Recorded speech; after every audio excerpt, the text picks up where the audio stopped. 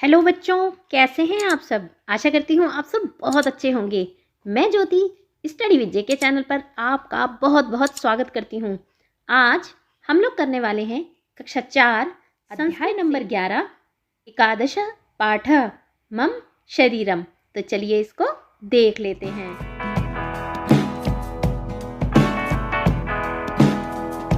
सबसे पहले पाठ में आपको करनी है गतिविधि। गतिविधि क्या होती है? गतिविधि होती है एक्टिविटी। तो आपको क्या करना है? चित्रों को देखकर नामांकन कीजिए। जैसे शिरः, ललाटम। इस अध्याय में आप लोग जानेंगे पार्ट्स ऑफ बॉडी यानी शरीर के अंगों के नाम, हिंदी, संस्कृत और इंग्लिश में। आपको यहाँ पर 2 चित्र दिए गए हैं, एक ये वाला और एक ये वाला। आपको क्या करना है? इसमें जो ये वाले शरीर के अंगों के नाम लिखे हैं, आपको एक रेखा खींचकर आपको उस शरीर के अंग का नाम लिख देना है। अब आप इसको देखते जाएंगे शरीर के किस भाग को संस्कृत में क्या कहा जाता है। तो अब इसको देखिए। एतत् मम शिरः, यह मेरा सिर है। शिरः माने सिर, यह मेरा सिर है। आप ध्यान से देखेंगे, एतत्, एषः और ये एषः लिखा है। इन तीनों का मतलब ही यह होता है। लेकिन एतत् जो ये वाला है, ये नपुंसकलिंग के लिए यूज होता है और एषः यह पुल्लिंग है, प्रयोग में लाया जाता है। और ये जो एषा है, ये स्त्रीलिंग के लिए प्रयोग में लाया जाता है। आप देखेंगे, एतत् मम शिरः, यह मेरा सिर है। एषः मम गलः, यह मेरा गला है। अब गले को हिंदी में गर्दन और इंग्लिश में नेक कहते हैं। और सिर को क्या कहते हैं? सिर को कहते हैं हेड। ये है स्कंधः, स्कंधः कहते हैं कंधे को। एषः मम स्कंधः, यह मेरा कंधा है। इंग्लिश में इसको शोल्डर कहते हैं। एषः मम हस्तः, यह मेरा हाथ है। इंग्लिश में इसको हैंड कहते हैं। एषः मम वक्षः, यह मेरा वक्ष स्थल है। वक्ष होता है छाती, यह मेरी छाती है। एषा मम कटिः, यह मेरी कमर है। एतत् मम उदरम, यह मेरा पेट है।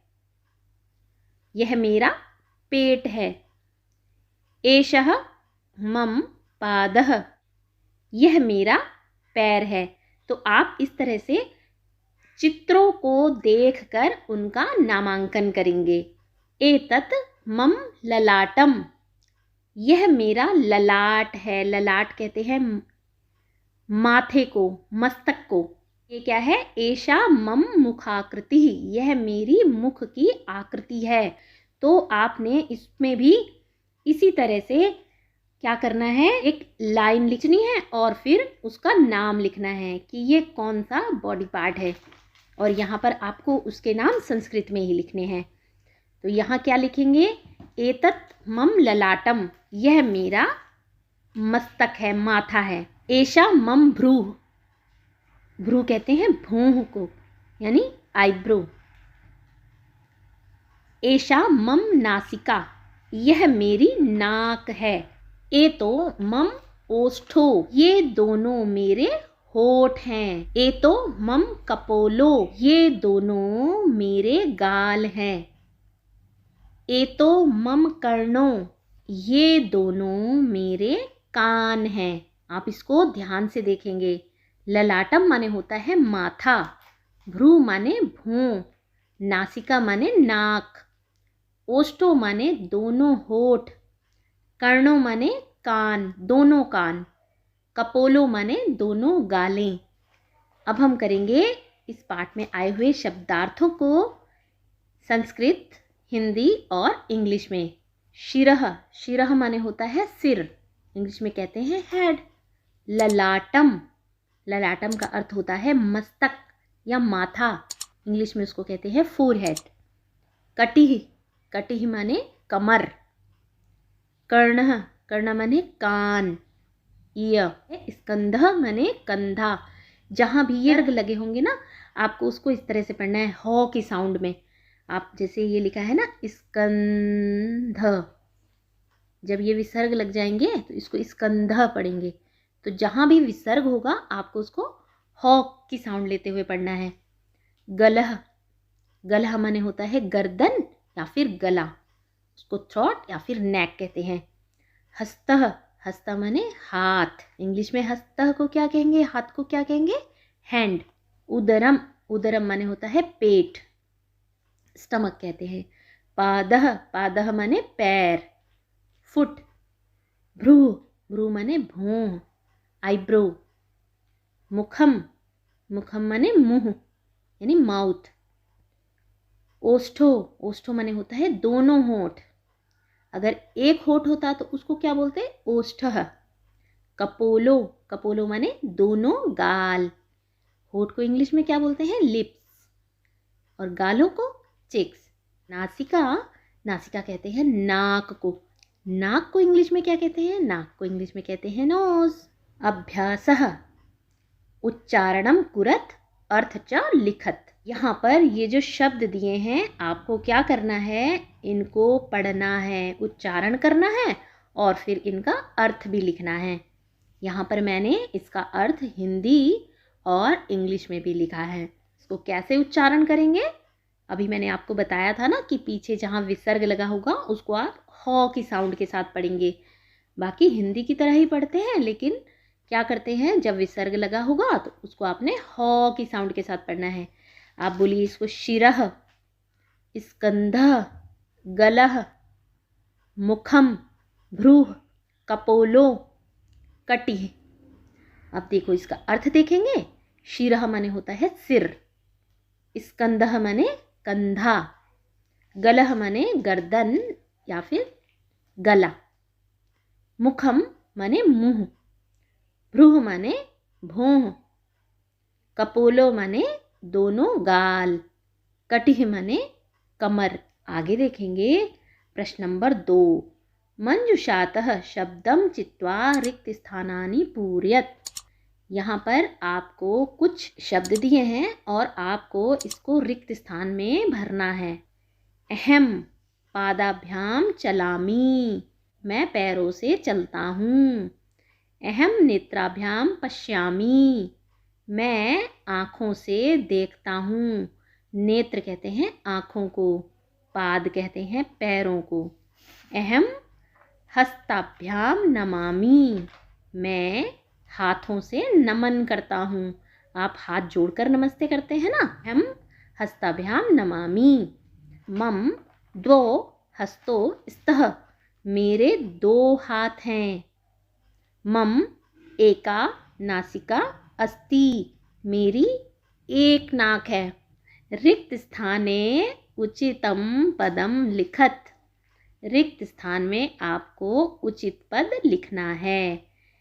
यहाँ पर यथा दिया है, यथा का मतलब होता है उदाहरण। आपको उदाहरण दिया है, आपको देखकर उसी तरह से लिखना है। एतत् मुखम, यह मुंह है। एतत् मम शरीरम, एतत् मम नेत्रम, एषा मम नासिका, एषः मम हस्तः, एषः मम कर्णः, एषा मम भ्रूः, एषः मम स्कंधः। मैंने आपको शुरुआत में ही बताया था कि एतत् का मतलब क्या होता है, यह होता है। एषा का मतलब भी यह होता है और एषः का मतलब भी यह होता है। लेकिन क्या होता है, ये वाला जो एतत् होता है ये नपुंसकलिंग के लिए आता है, ये वाला जो होता है वो स्त्रीलिंग के लिए आता है, और ये वाला जो होता है ये आता है पुल्लिंग शब्दों के लिए। तो आपको क्या ध्यान रखना है, जिसके आगे ये वाला एतत् लगा होगा तो आपको कैसे समझ जाना है जी, ये शरीरम शब्द है ना, ये नपुंसकलिंग में आएगा, और ये नेत्रम है ये भी नपुंसकलिंग में आएगा। एषः लिखा है, एषा तो एषा नासिका, तो नाक क्या है, नाक स्त्रीलिंग शब्द है। आप ऐसे कहते हो ना, मेरी नाक बह रही है, आप कभी ऐसे बोलते हो मेरी नाक बह रहा है? नहीं बोलते। तो ऐसे ही हम शब्दों को पहचानते हैं कि कौन सा शब्द पुल्लिंग है, कौन सा शब्द स्त्रीलिंग है। यहाँ पे देखो, एषः हस्तः, तो अभी मैंने आपको बताया जो ये वाला एषः होता है ना, ये पुल्लिंग के लिए आता है। तो हस्तः क्या है? पुल्लिंग शब्द है। एषः मम कर्णः, और मम का जो अर्थ होता है वो होता है मेरा। तो एषः मम कर्णः, यह मेरा कान है। एषा मम भ्रू, ये मेरी भौं है। एषः मम स्कन्धः, यह मेरा कंधा है। मंजुषातः शब्दम चित्वा उचित लिंगे लिखत। यहाँ पर आपको संस्कृत के तीनों लिंग दिए हैं, पुल्लिंग, स्त्रीलिंग और नपुंसकलिंग। आपको क्या करना है, इन शरीर के अंगों के नाम को देखना है और उनको इसमें भर देना है कि कौन सा शब्द पुल्लिंग है, कौन सा स्त्रीलिंग है और कौन सा नपुंसकलिंग है। यहाँ आप देखेंगे शिरः, वक्षः, हस्तः, केशः, दन्तः, गलः, पादः, ये शब्द क्या है? ये है पुल्लिंग। अब स्त्रीलिंग देखेंगे, भ्रूः और भुजा। नपुंसकलिंग देखेंगे तो शरीरम, नयनम, दरम, इनको आप यहाँ पर लिख देंगे। अगला प्रश्न है, परस्परम मेलनम कुरत लिखत च। आपको यहाँ पर एषा, एषः, एतत्, और यहाँ पर दिया है मम, और यहाँ पर दिए हैं शरीर के अंगों के नाम। आपने क्या करना है, एषा को मम के साथ जोड़ना है, जो भी इसमें से स्त्रीलिंग शब्द होगा। एषः मम, जो भी इसमें पुल्लिंग होगा। एतत् मम, जो भी इसमें नपुंसकलिंग होगा। तो कैसे जोड़ेंगे? एषा मम नासिका, यह मेरी नाक है। एषः मम कर्णः, यह मेरा कान है। एषः मम गलः, यह मेरा गला है। एषः मम वक्षः, यह मेरी छाती है। एतत् मम उदरम, यह मेरा पेट है। यहाँ पर हम लोग करेंगे गतिविधि। गतिविधि 1, संपूर्ण शरीर का चित्र देखकर वर्णित अंगों का परिचय संस्कृत में दीजिए। आपने जो शुरुआत में देखा है ना पहला चित्र, आपको क्या करना है, उसकी एक ड्राइंग बना लेनी है या फिर आपको पेस्ट कर लेनी है। फिर उसके बाद आप क्या करोगे, जिस तरह से शुरुआत में हमने लाइंस में दिखाया है, आप उसी तरह से जितने भी पार्ट्स ऑफ बॉडी के नेम, यानी शरीर के अंगों के नाम बुक में आए हैं, आप उसको लिख देंगे। गतिविधि 2, एक्टिविटी नंबर 2, पाठ में वर्णित अंगों का परिचय मम, त्व, एषः, एषा, एतत् आदि सर्वनाम पदों का प्रयोग के साथ दीजिए। जैसे यहाँ पर आपको क्या करना है, जितने भी पार्ट्स ऑफ बॉडी के नेम हैं, शरीर के अंगों के नाम हैं, आपको इस तरह से मम का प्रयोग करना है, तव का, एषः का और एषा का।